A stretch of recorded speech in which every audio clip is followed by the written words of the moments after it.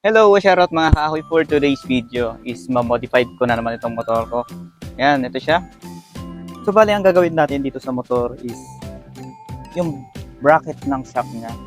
Papalitan ko, gagawa ko ng mas mahaba. Siguro magdadagdag tayo ng mga 2 inches dito para itong likod niya ay dito ganito. And sa baba is, kasi parang kung mapapansin niyo yan, mababa dito.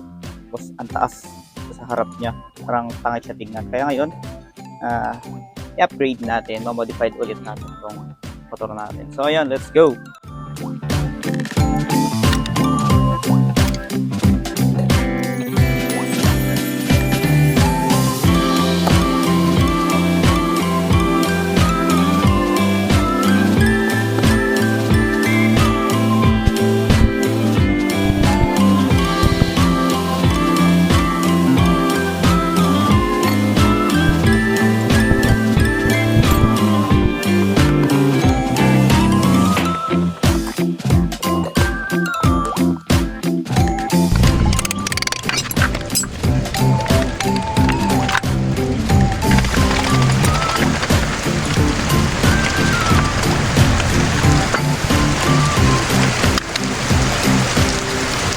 So ayan, natanggal na natin.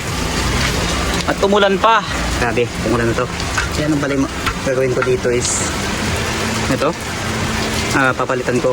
Gagawin ko yung mas mahaba hanggang dito. Siguro magdadagdag tayo ng 2 inches para mas suwabe. Diba? Para mas maganda tingnan tong motor natin na kahoy. Made of wood yung clearings. Ayan, let's go!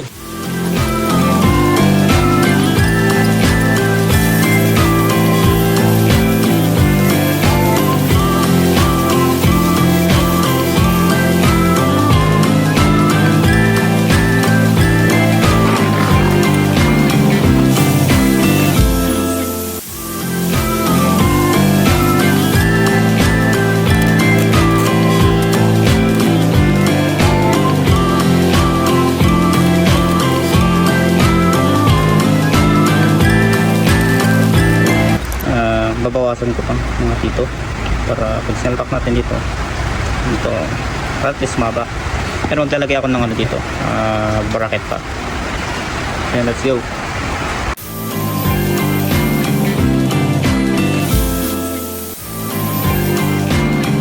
So ayan, natapos na natin magawa ito. Pasensya nyo na pag welding ko kasi hindi ako expert mag welding.